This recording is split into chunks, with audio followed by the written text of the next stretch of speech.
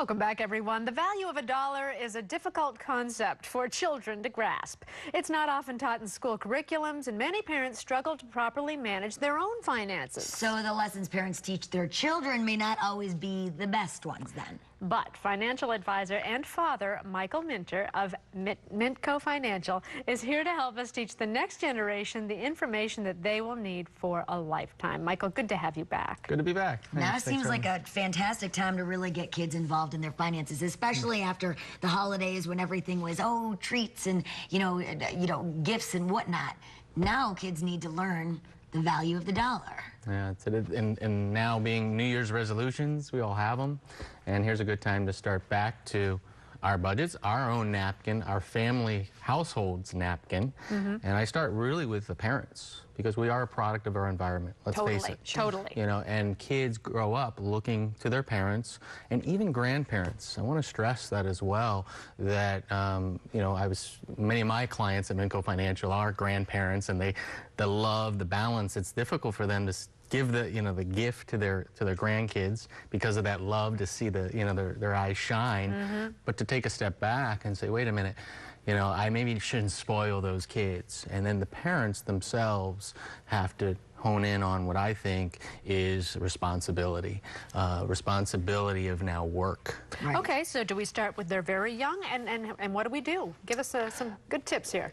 Actually, the ages of 5, 6, 7, I think is an excellent time to do away with the term allowance. Right. Allowance has become somewhat of an entitlement. Right. At the end of the week, this is how much money you get. No, you earn it. You have responsibilities throughout the week, setting the table, helping mom take the laundry, that you now are responsible for to earn their first job. You know, at the end of the week, they're now going to have a few dollars at the end of the week to work with. And do you recommend also opening a bank savings account? Absolutely. With helping them do that so they can make a budget, watch their budget, whatnot?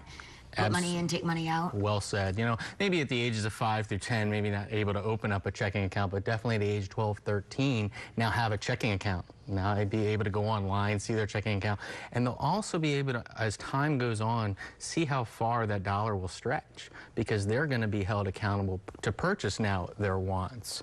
Think about when parents now make their children purchase items, their wants. I was in the store the other day and the dad said, we don't have that. We have to pay our bills first. I can't afford it. The lesson that was taught to that child will be now for the rest of his life. And when the child now purchases those items with his chores or the money that he earned or the projects he did or she did throughout the week, they now, when they purchase those items, what are they going to most likely do? Appreciate those items more. Think about them. Really think about them. You know, and I remember my first bike. My dad, I wanted a bike. He could only afford a certain one, and I wanted the other one, but I had to work and earn the next 6 months through projects and chores the difference. So I purchased my first bike, and what do? I clean it, I wax it, I appreciate that item. Right. And we're talking about, you know, kids saving money so they can purchase things and they can budget appropriately and properly. However, what about savings? How much should they be able to spend, and how much should they save for the future? The children of the parents. Children. Well, the children, they're going to determine it when they have their own checking account, when it's their responsibility to buy their own items. Now they're not given those items. It's their responsibility to purchase those items out of their own pockets. They're going to, in time, begin to learn, well, I want to save for that bike or that tennis racket. Like you did. Right. Exactly. Now they'll determine that. What are the consequences if we don't take this action now? Financial independence.